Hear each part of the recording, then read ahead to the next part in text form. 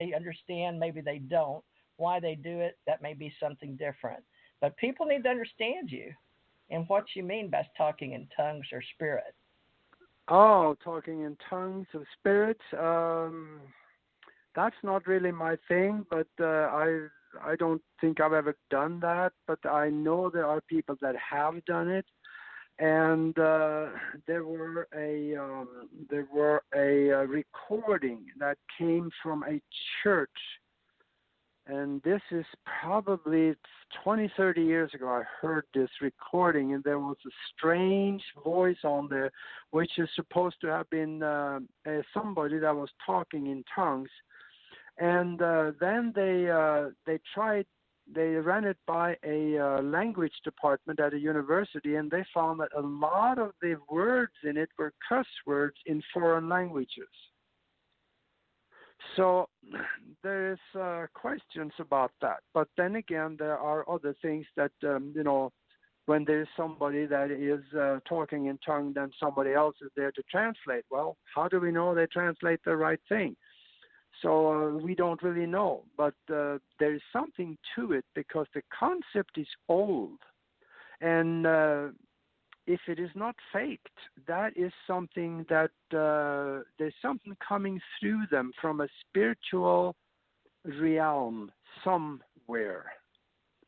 My question is, to myself, is if they wanted to be understood, why wouldn't they speak the language that people would understand so that people could have some good from it? Why would they have to talk in tongues so people walk away shaking their heads and say, man, that was crazy? What does that do for good? So the question is then again, is it coming from the good or from the more negative side of the spiritual realities? Right. Some people are wounded and have a healing process.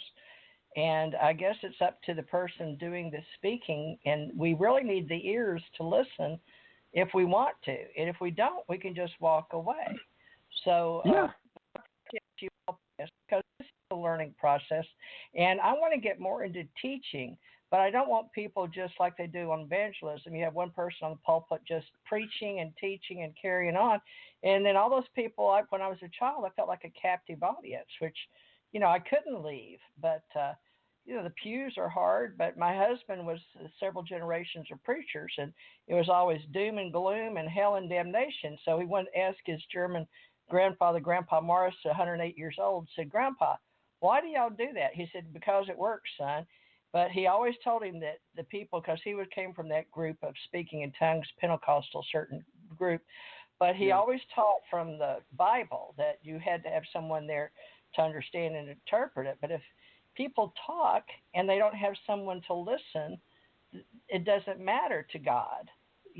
That's, I guess, you may want to hit on prayer and awakening and meditation in this show. And I definitely will have you back to discuss yourself personally, but we're sort of in a teaching mode here, so I'm trying to go off here so you understand what I'm saying, because a lot of people can preach on TV and think they're teachers or preachers because they say they are, but people, you get it from the people that admit that you're able to teach something they want to hear. And normally it needs to be you ask and you receive. You don't just keep sharing. It's like something like I'm doing right now. So I will mute and leave again, Kimberly and Ahmad to do the letting you know there's somebody here. So thank you for that. Well, Kimberly, you started to say something just before you did. So, Kimberly? Yeah, Kimberly. What I was going to say was I have had the opportunity and to speak in tongues unwillingly at first. And each time I have also did spiritual writings and found out that those things aren't even supposed to be understood. It's a very ancient language that is of the highest ranking, that's on the God level. So that's why we don't understand what's being said. Well, that I am all open to that. So because it is most likely a structured language, I would think, in most cases when these things happen. Just that I wouldn't understand it, but a lot of times if it's done in a scripture or a church or somewhere, there's somebody there to translate it also. Isn't that what your experience have been? The first time I was a teenager in a church, yes, and it did happen. And I had never heard of speaking in tongues before ever. That was Really? the first experience I ever had. Well, something came through you, and yes, it was very moving. I don't understand why they wouldn't want us to understand. Maybe they don't understand that we don't understand. That is just I'm losing that, but there is a purpose from for my it. Understanding, obviously. what it is from my understanding, what it is it's for God to understand, not us. It's like a praise Exactly. of some kind. Now that's just what I've exactly right. been told, because I've heard it a few times, and I've actually been able to understand some of it, not but a couple of words, and it kind of shocked me when I understood it, and the guy standing next to me didn't. Oh. So, I mean, there is something to it. What it is, I got no clue, but... Yeah. Yeah, Mad, you're right about that, because like I said, when I was 15, it happened in church, in a congregation of where I was the only minority. And the next time was when I was helping with, I was doing a spiritual reading and a spirit writing for someone, and it happened like 2 or 3 different times, and you can't stop it. You cannot pull out of that and stop talking that way. You have no control. I was in my right mind and everything. You're totally alert, but you have no idea what's coming out of your mouth. Yeah. And when I did spirit writing about what, why was this I couldn't even record it. Nobody could use the tape recorder to even record what was being said. So, you mean and then when I did the writing, the tape recorder didn't work? Yeah, you couldn't even tape record it. Nope. Really? It would not. Yeah. Yep. It was interesting. Chances you are can't that. Stop it. Yeah. Maybe it was telepathic and there was not spoken words at all, because if it was no spoken words, but that everybody got it telepathically, that could mean that there were nothing to be transmitted through the air to the tape recorder. No, I had 5 people around me that my stepmom, my kids, and their friends were there as well. And when I was doing the writing for my stepmom's friend that came there, every time I was in contact with this woman, it was the same thing. Oh, okay. It sure is an interesting subject. Yes, it is. I'll let you get back now. Maybe we can go time travel, because time travel, I remember Sean talked about you doing time travel, and he couldn't be here tonight. So Sean Feller brought us Aage and helped book him in tonight. So we appreciate that. And if you'd like to be booked on our shows, Kimberly, Ahmad, and Tommy and me will all be helping you. Just let us know, and you can email us. And Aage, I hope we have more weeks sometime, or one night a week or something. We can do some more with you. But, the time travel, interdimensional, if you could just hit on it. We've got 20 minutes left, folks. And we're talking with Aage Nost. Aage, tell us the proper way to say your name, because a lot of people argue with me over whether it's Mikio or Michio, and so I started listening to YouTubes, and he doesn't try to correct anybody on television.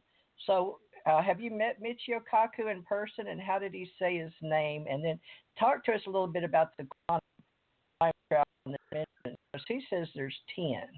And I know all of us love that stuff. Yeah, Michio Kaku is the name, and I've never met him in person, because the people that came over from BBC Television, they visited, they brought me to New Orleans, but they did the shooting with me, and also they went to New York to do the shooting with him, so I never met him personally. But we were all, in the TV documentary. But see what Michio Kaku is doing. He is a theoretical physicist, and he is working, when it comes to time travel, he is working mostly within the physical reality of it. He should, and I know this is probably why he don't like me anymore. I don't know that, but he may not, because he should look on the other side of the coin. And chances are he does. And that is at the other side of the coin, that is the mind creates the physical. So the mind also can create time and the projection of time.